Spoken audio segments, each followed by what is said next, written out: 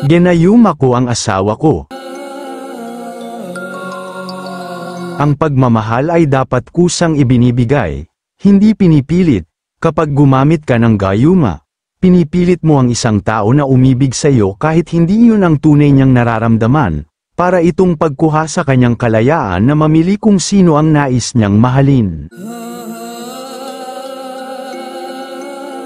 Kung totoo man ang gayuma, may mga kwento na nagsasabing hindi ito panghabang buhay.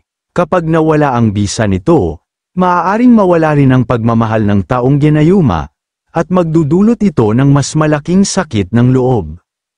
Mahirap mahalin ang taong hindi ka mahal, pero mas mahirap kapag alam mong may iba siyang gusto.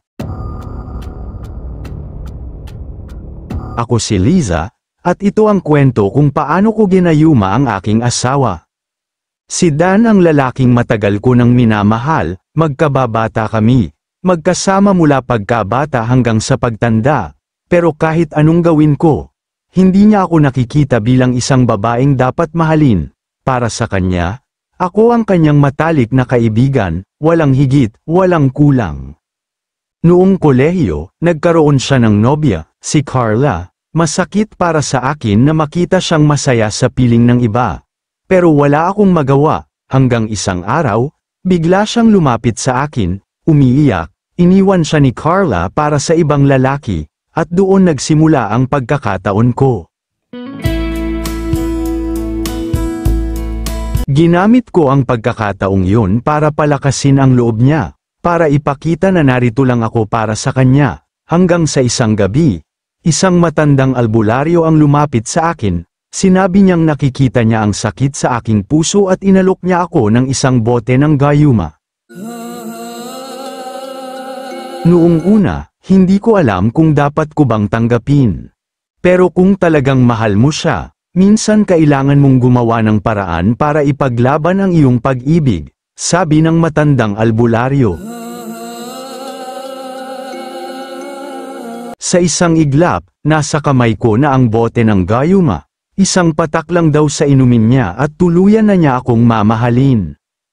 Hindi ako makapaniwala, pero sa kagustuhan kong mahalin niya ako, inilagay ko ang isang patak ng gayuma sa kanyang kape nung isang umaga, at doon nagsimulang magbago ang lahat. Mula sa pagiging kaibigan, bigla niyang napansin ang aking kagandahan, sinabi niyang hindi niya alam kung bakit, pero parang bigla siyang nahulog sa akin. Di nagtagal, naging magkasintahan kami. At sa loob ng isang taon, ikinasal kami. Masaya ako sa piling ni Dan, pero may bumabagabag sa akin, totoo ba ang pagmamahal niya? O ito ba ay epekto lamang ng gayuma?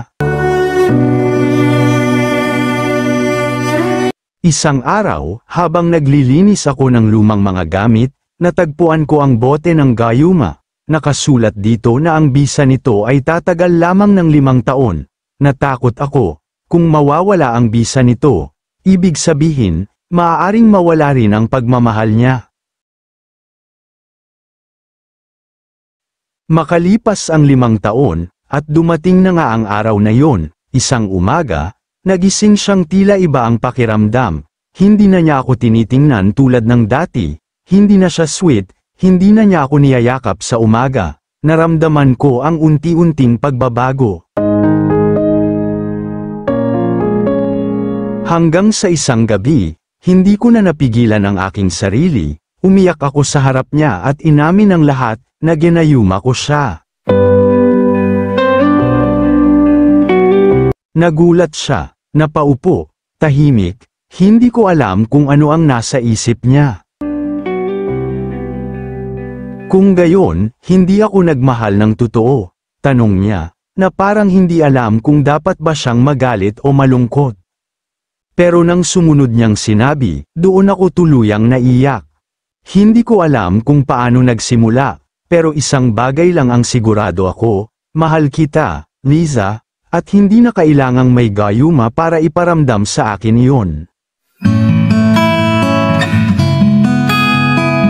Doon ko napagtanto, marahil ang gayuma ay nagtulak lamang sa kanya upang makita ko, pero ang pagmamahal na nadama niya sa loob ng 5 taon ay hindi na epekto ng anuman kundi ng tunay naming pagsasama.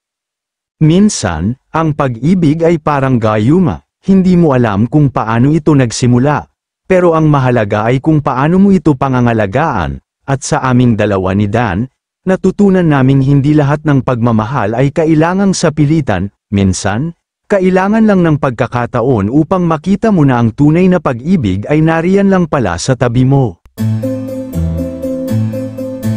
Maraming salamat sa muling pakikinig ng maikling kwento. Kung gusto mo pang makinig ng iba't ibang kwento, bisitahin ang playlist ng mga kwentong kababalaghan sa aking YouTube channel, at huwag kalimutang i-subscribe ang Jonas Mini Vlog para updated ka sa bawat kwento.